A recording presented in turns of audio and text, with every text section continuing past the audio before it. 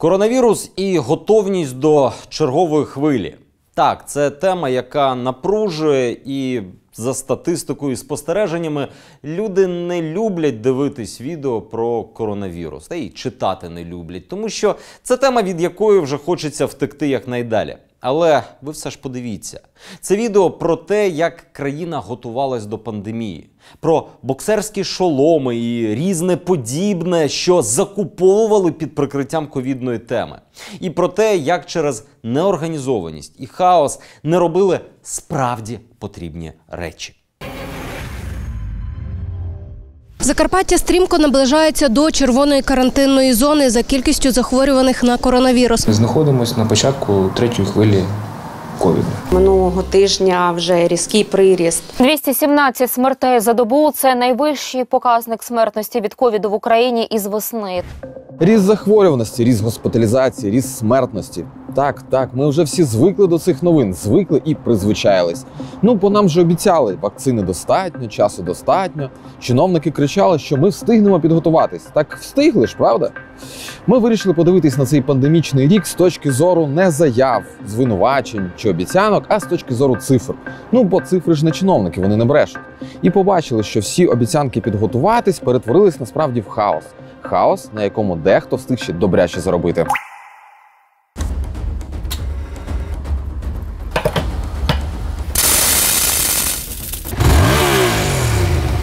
Я п'ю десь 8 чашок кави щодня, і тут нема чим пишатись, це просто печальний факт. І при цьому я не буду вдавати з себе експерта, бо я на каві практично не розуміюсь. Я просто фігачу кофеїн. Я та людина, яка среться з гіпстерами в модних кав'ярнях, бо вони перестали готувати американо. Холєра. Коротше, до появи в моєму житті оцих хлопців з Coffee Lab я не сильно то й думав, що кава буває з нотками сицилійського апельсину та карамелі, чи червоного яблука і цитрусу, чи горіхи, табак і бухло. Оце мій сорт. І це все не якісь там додані сиропи, це просто правильно підібрані сорти. Якщо вас цікавить питання обсмаження, то її обсмажують вже в Україні. Мені сказали, що це важливо. Безпосередньо перед продажем у Франику, тому ви отримуєте свіжу каву, а не мумію кавового зернятка. Раніше Coffee Lab продавав свою каву переважно в кафе і ресторани. Тепер в них можна її купити на сайті безпосередньо напряму. Прикол в тому, що вони не просто продають каву. Якщо ви на ній не знаєтесь, то вони вас проконсультують і підберуть той сорт обсмаження, який смакуватимуть особисто вам. Ще й пояснять, як це все готувати, щоб таки відчути всі ці нотки, вказані на пачці. Що ж, було б дуже мило закінчити цю інтеграцію чимось типу «Після появи Coffee Lab в моєму житті я став пити кави більше». Але ні, більше не став, бо більше я тупо здохну. А от смачніше став. Березень 2020 року. Перший хворий на коронавірус в Україні, нові санжари. Паніка трясе всіх, заганяючи людей в аптеки та гіпермаркети. Люди вигрібають антисептики та медичні маски, які до того купували хіба задля годиться. Далі вигрібають респіратори, навіть будівельні, які не допомагають від хвороби. Руки доходять до гліцерину, до спирту, до медичних рукавичок. Банальні товари, які до того нікому не були потрібні, дорожчають десятки разів і зникають з прилавків. Перший локдаун. Вулиці порожніють, полиці з крупами, сіллю і сірниками теж. Всіх добряче трясе і державні закупівлі.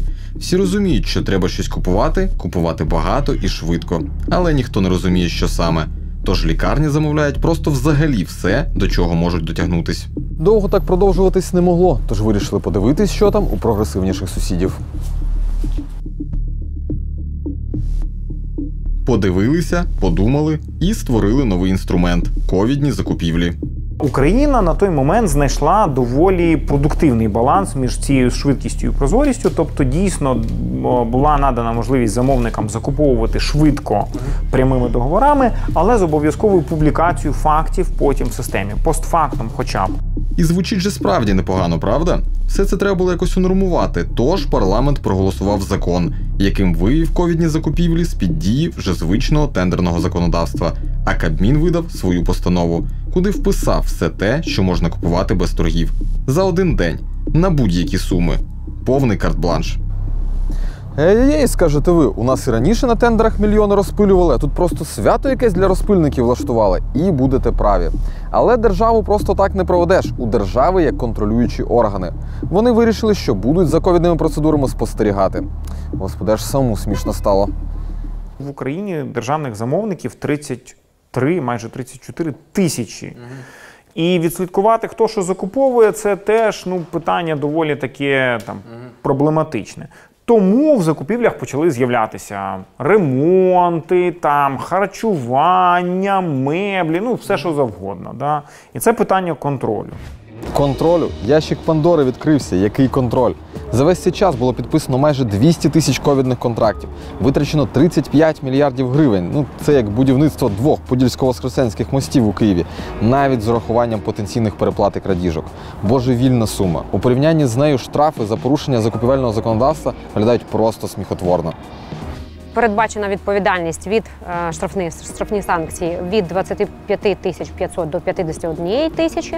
За даним порушенням, і виявляють ці порушення, встановлюють, це буде в нас Держаудитслужба. Аудитори справді намагались якось за процесом слідкувати. У квітні вони прозвітували про знайдені порушення на 407 мільйонів гривень. Прозвітували і про штрафи. Але ще раз, від 25,5 до 51 тисячі штрафу за уникнення торгів та можливість прокрутити мільйони. А їх таки прокручували. Ось найяскравіші приклади. Харків – міська клінічна лікарня швидкої та невідкладної допомоги. Тут у приватної контори «Білімед» замовили 4 апарати штучної вентиляції легенів. Річ для нинішнього часу потрібна, жодних сумнівів. Але лікарня заплатила за апарати, подумала і заплатила ще 654 тисячі гривень. За що? Ніби як за ПДВ. Так в чому ж проблема? Просто Кабмін дозволив податки на таких закупівлях не платити. Тож сума просто пішла. Що таке 654 втрачені тисячі в умовах пандемії? 30 тисяч захисних масок, 11 електрокардіографів Юкард чи 32,5 тисячі кубометри медичного кисню. Але ж дозволили витрачати як хочеться. Дозволили. Гуляй, душа. Газ, бензин, дизель. З ковідом вони в'яжуться поганенько, та й в кабмінівському переліку того, що можна купувати за коронавірусною процедурою, їх не було. І можна було б зрозуміти, якби це купували лікарні, бо швидкі треба чимось заправляти. Але ж ні. Велика частина закупівель припадає на Виноградівську РДА, Балаклійську міську раду, пожежну частину на Львівщині і ще дуже-дуже багато немедичних установ. Купували в кого хотіли і за скільки хотіли. Навколо хаос. Хто там буде розбиратись, правда? У Кропивницькій виправній колонії за ковідною процедурою купили корм для собак. Ще раз, корм для собак за ковідною процедурою. І це ще не найпекельніше, бо Головне управління Нацполіції в Херсонській області зробило хід у відповідь. І за ковідною процедурою купило шолом боксерський за 13 тисяч гривень. Мабуть, когось часто били по голові. Але треба більше пекла. Новорічні подарунки, мабуть, дуже потрібна річ для боротьби з пандемією. Або для профілактики. Так принаймні подумали в Ізяславському навчально-реабілітаційному центрі Хмельницької обласної ради.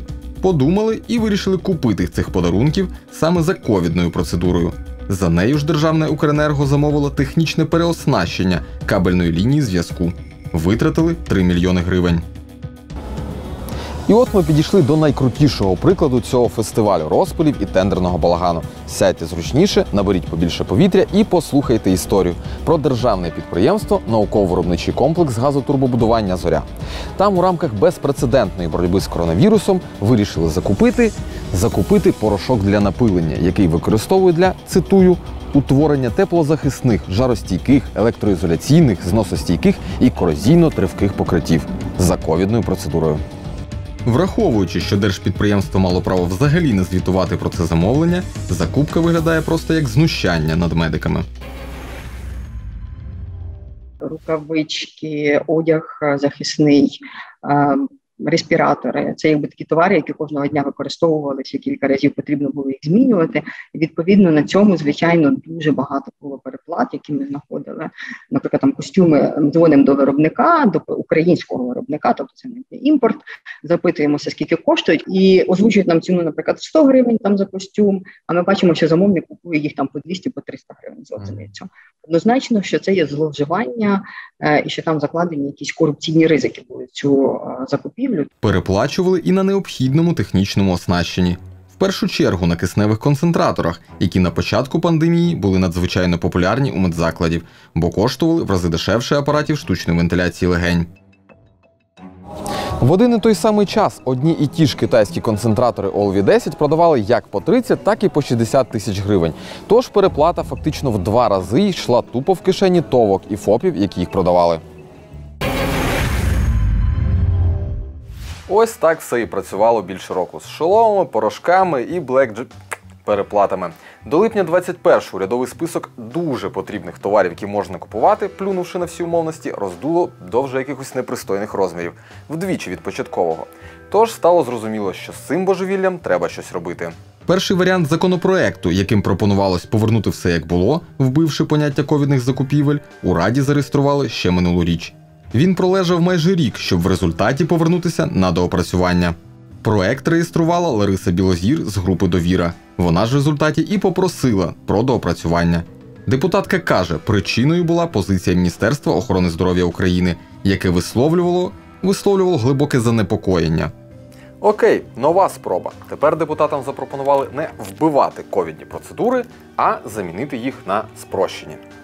Це такий компромісний варіант. Спрощена процедура не така миттєва, як ковідна, але суттєво швидше за звичайну. Плюс в ній передбачена конкуренція на торгах, але не заборонена участь і тільки одного учасника. Коротше, пропозицію подали, але в МОЗі знову занервували. І заявили, що не можна приймати цей законопроект, і що їм потрібно закупати, реагувати швидко на ризики. У нас ковід, і вони хочуть, і міністерство, і ДП державні закупівлі, щоб лікарні могли оперативно реагувати, а корупційні ризики – це не їхня проблема. Третій підхід. На ньому і зійшлися, дозволивши за ковідною процедурою купувати виключно ліки, вакцини, медичне обладнання, медичні ж розхідники і системи постачання медичних газів, а решту вивівши в спрощену процедуру. Типу, окей, можеш, якщо дуже треба, не проводити повноцінні торги з конкуренцією тривалим процесом. Купуй за доволі лайтових умов, але тільки обґрунтуй, що те, що ти купуєш, реально необхідно для боротьби з ковідом. І о диво, спочатку це дало крутий результат. Ось хороший приклад.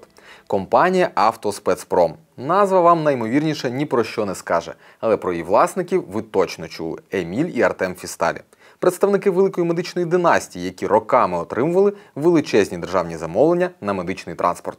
Так ось, «Автоспецпром» активно користувався усіма плюшками ковідних закупівель, отримавши менш ніж за рік більше 2 мільярдів гривень на постачання швидких.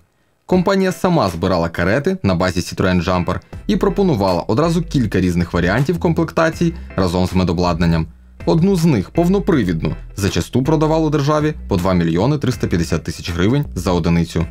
Закон прийняли. Швидкі тепер через ковідну процедуру не проведеш, тож Держпідприємство медичні закупівлі України оголошує тендери на закупівлю автівок, в тому числі і повнопривідних. «Автоспецпром» перемагає і продає свої «Сітроени» вже по 1 690 000 гривень. Якщо ви встигли забути попередню вартість, то різниця майже 700 тисяч на кожній швидкій. Стало суттєво дешевше. Перемога? Не зовсім. По-перше, медичні закупівлі, які провели цей тендер, скоріше виключення з правил. Це реально одна з небагатьох адекватних ДПшок, яка намагається купувати краще і дешевше. Тому все і вийшло. По-друге, гляньте на ситуацію з іншого боку. Ви уявляєте тепер, який масштаб переплат був за цей рік? По майже 700 тисяч додаткової маржі на кожній швидкій. І по-третє, є ще дещо, що не дає нам приводів відкурковувати шампанське. Директор програми інноваційних проєктів Transparency International Ukraine Іван Лахтіонов каже, проблема насправді нікуди не поділась. Дозволили купувати будь-кому, будь-що, фактично звучить це так. Будь-кому, тобто умовно якесь державне підприємство, яке сьогодні має доволі багато грошей і вирішує, мені для боротьби треба там закупити автомобіль. Фактично воно обґрунтовує, мені треба автомобіль, якоїсь там певної марки купує цей автомобіль. Або там ремонт дороги, а чому б і ні? Для боротьби з коронавірусом нам треба відремонтувати дорогу. Ну але ж тепер обґрунтування треба, скажете ви. Ага, ці люди купили боксерський шолом для боротьби з ковідом. Не думаю, що виникнуть якісь проблеми, щоб обґрунтувати взагалі будь-що. І якщо за ковідними закупівлями ми, та і ви теж за бажанням могли хоча б слідкувати через систему Прозоро, там їх можна окремо відфільтрувати, то спрощені закупівлі для боротьби з пандемією тепер просто загубляться в загальному переліку. Роби, що хочеш, ніхто не побачить. Ну і традиційна вишенька. Прийнявши ось цей новий закон і дозволивши за ковідною процедурою купувати, по суті, виключно медикаменти зі спеціального списку, Верховна Рада з Кабміном на 2 місяці наглухо заблокували процес закупівлі цих самих медикаментів. Бо аж стільки часу знадобилось Кабміну на те, щоб спеціальний список створити. Агов, це ж ви раніше заявляли, що зупинок дозволяти не можна, що треба купувати дуже швидко, дуже-дуже швидко. А тут же статистика щодня гірше стає, про новий локдаун всі говорять, МОЗ констатувало, нової коронавірусної хвилі не уникнути. І це вже якісь одвічні українські паралельні реальності. Міністерство звітує щодо пропрацювання аж 3 планів перебігу чергової хвилі коронавірусу, заспокоює і каже – все під контролем. А в цей час медики, справжні практикуючі медики, з якими ми спеціально поговорили перед ефіром, панікують. Бо оголошувати закупівлі справді потрібних речей треба було вже давно, аби встигнути. А списку того, що купувати можна, просто не існувало. Нарешті розродився списком Кабмін лише 22 вересня. Тоді, коли вже остаточно було зрозуміло, що на нас чекає не дуже проста осінь і ще складніша зима. Так, все це діло треба якось підсумувати. Від слова «сумувати», ага. Боротьба з коронавірусом по-українськи заслуговує щонайменше на серіал від Netflix. Вийде така собі похмура сага з купою серій про витрачені мільйони бюджетних гривень на ремонт та будівництво доріг та забезпечення роботи Міністерства внутрішніх справ, про вбивчий в прямому сенсі цього слова дефіцит медичного кисню, про наплювання на локдаун з боку чиновників та депутатів, про круглі столи з олігархами та китайський вояж мрії в інтересах епіцентру. І, звісно, про всепоглинаючий хаос ковідних закупівель, який смоктав сотні мільйонів гривень. Шолом вони купили. Було б його на що натягувати.